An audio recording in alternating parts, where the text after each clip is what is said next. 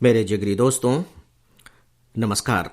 Friends, जैसा कि आप जानते हैं, हम लोग फिलहाल ताश के खेल के जरिए जीवन को जानने और समझने की कोशिश कर रहे थे और यह विषय इनफैक्ट कल खत्म भी हो चुका था।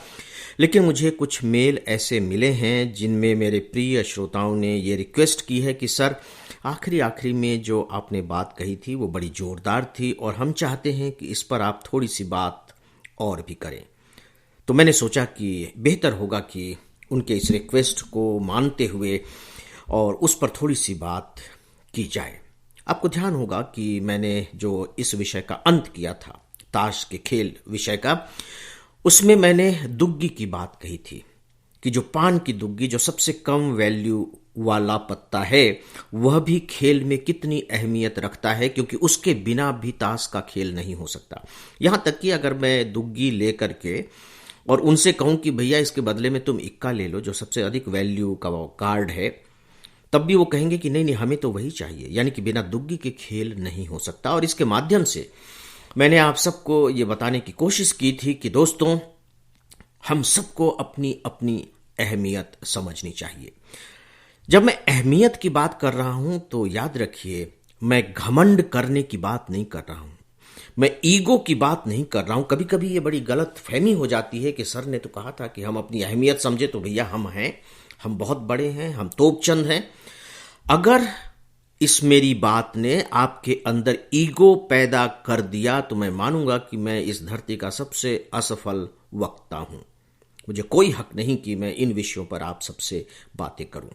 इसलिए जब मैं कह रहा हूं कि आप अपने आप पर गर्व करें, अपने अंदर आत्मविश्वास लाएं, तो वो बहुत ही सॉफ्ट तरीके का है। कुल मिलाकर यह कि आप अपने को अर्थहीन न समझे, बस कहने का मतलब केवल इतना ही है।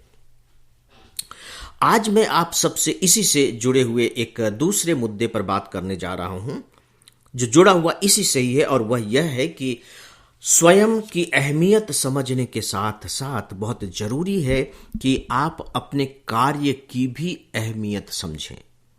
देखिए, हम सब जो लोग इस धरती पर हैं, कुछ न कुछ काम कर रहे हैं। समाज ने हमारे उन कार्यों का वर्गीकरण कर दिया है। समाज ने कुछ कामों को एक तरीके से छोटा काम मान लिया है। अगर मैं बहुत ही नकारात्मक शब्द का प्रयोग करना चाहूं तो कह सकता हूं कि घटिया काम मान लिया है। कुछ को मध्यम दर्जे का मान लिया है, कुछ को श्रेष्ठ कार्य मान लिया है, और इस तरह से उसने बाकायदे सबकी श्रेणियां बना दी है। मनुष्य का स्वभाव ही यह होता है कि वह हमेशा ऊंचे कार्यों के बारे में लगा रहता है कि कैसे मुझे बड़ा से बड़ा काम करने को मिले, क्योंकि उसमें प्रतिष्ठा ज्यादा है, उसमें पहचान ज्यादा है, उसमें सुविधाएं ज्यादा हैं, और साथ ही साथ सच पूछिए तो कार्य करने का अपना जो प्राइड होता है, जो गर्व की अनुभूति होती है, वह भी सबसे ज्यादा है।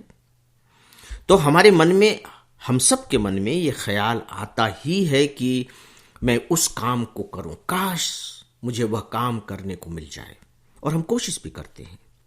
लेकिन वहां कार्यों की संख्या इतनी ज्यादा नहीं है कि हर कोई वही करने लगे। और सबसे बड़ी बात है कि क्या समाज की दृष्टि से, या इस धरती का खेल चलता रहे मानव जीवन का, क्या उसके लिए यह जरूरी है कि सब केवल उसी काम को करते रहें? फिर बाकी काम कौन करेगा?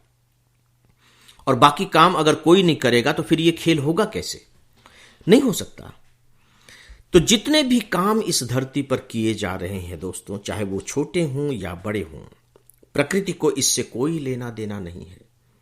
सच पूछिए तो समाज को भी इससे कोई लेना देना नहीं है, लेकिन उसने अपनी ओर से इन सब कामों को एक, आप यूं कह लीजिए कि, पहचान दे दी है।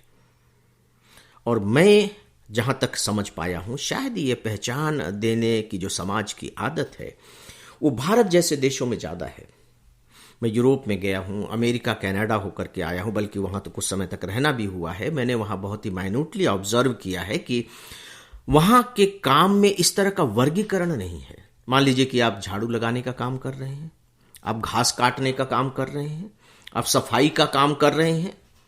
तो अगर भारत में हम इस तरह का काम कर रहे हों तो इसे किस तरह की श्रेणी में रखा गया है?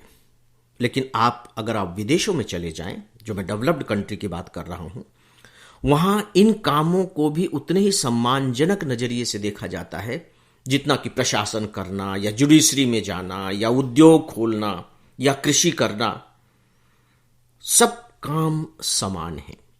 वहां जो काम के प्रति जो सम्मान का भाव पैदा होता है, या यूं कह लीजिए कि जैसे मैं काम कर रहा हूं कोई और मेरे प्रति सम्मान का भाव पैदा होगा, काम के प्रति नहीं। काम तो जो मैं कर रहा हूं वो कर रहा हूं, काम तो कोई भी आप करते रहिए। जो सम्मान का भाव पैदा होता है वहां व्यक्ति के प्रति होता है, और व्यक्ति के प्रति इसलिए नहीं होता या इससे वो जुड़ा नहीं रहता है कि वह काम क्या कर रहा है, बल्कि इससे जुड़ा होता है कि वह अपने काम को किस तरीके से कर रहा होता है। मैं अंडरलाइन करना चाहूंगा कि वह अपने काम को किस तरीके से कर रहा है। जिसे हम तथाकथित छोटा काम कहते हैं, अगर मैं उस छोटे काम को बहुत ही परफेक्ट तरीके से और बेहतर तरीके से करता हूं तो समाज, वहां का समाज मुझे बहुत ऊंची निगाह से देखेगा, मुझे बहुत सम्मान देगा, सिर्फ इसलिए क्योंकि यह व्यक्ति जो अपना काम कर रहा है बहुत अच्छे तरीके से कर रहा है। यानी कि जो दुग्गी का पत्ता है वह अपनी वैल्यू को सही तरीके से समझ करके और उसके अनुकूल आचरण कर रहा है। तो दोस्तों, इस पर हम लोग कल और बातें करेंगे। नमस्कार।